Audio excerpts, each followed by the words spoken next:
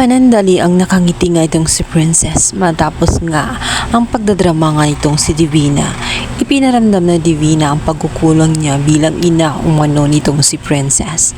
Binilihan niya ito ng magandang regalo at ang higaan niya ay talagang parang higaan ng isang prinsesa. Yan naman na napangiti itong si Princess. Para sa kanya ay sobra-sobra na yun.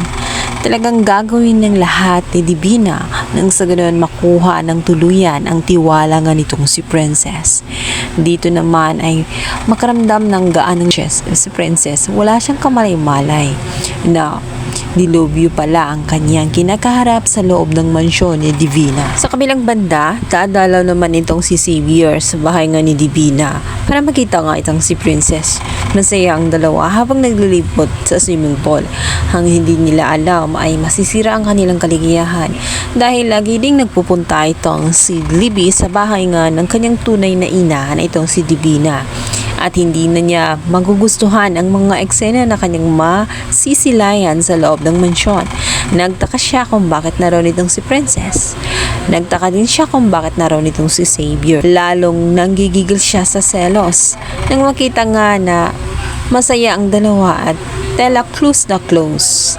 Hindi niya matanggap na talagang tuluyan na nga siyang tinalakuran ni Xavier at masaya ito kasama si Princess. Hindi nagugustuhan ni Libby ang kanyang mga nakikita, kaya naman maiinis ito at pagdidiskitaan na naman itong si Libby. Papasok ito sa paaralan din nitong si Libby. Magkikita silang dalawa doon sa university kung saan siya i-enroll ng kanyang ina-inahan na ito si Divina. Ngunit sa kanyang pagpasok ay mayroong pang-welcome na agad itong si Libby. Pinahiya siya kung saan may nakabalandra na kanyang pangalan, kung saan ang kanyang history sa pagkakulong. Kaya naman nainis itong si Princess na humiliate siya at alam niyang walang ibang gagawa nun kundi itong si Libby na may lihim na inggit sa kanya. Mahihirapan ng gusto itong si Princess sa school na papasukan niya sapagkat naroon din ang buruhang si Libby. Alam naman natin na punong-puno ito ng inggit sa kanya at maya-maya hindi matutuwak tuwing makakasalubong itong si Princess dahil gumagawa ito talaga ng dahilan para mag-away silang dalawa. Sa kabilang banda, halos susuko na nga itong si Charlene. Gusto na nga niyang sukuan ng gusto ang kanyang asawa at tuloy na rin silang naghiwalay.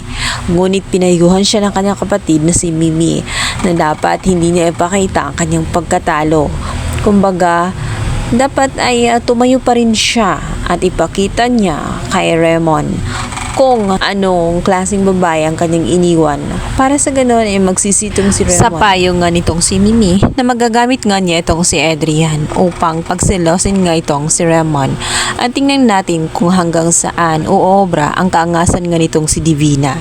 Dahil magkikita sila sa party at doon ay magugulat sila sa ingranding pagpasok nga nitong si Charlene kung saan nakasuot ito ng napaka-sexing damit kaya naman napalingon itong si Raymond sa kanya.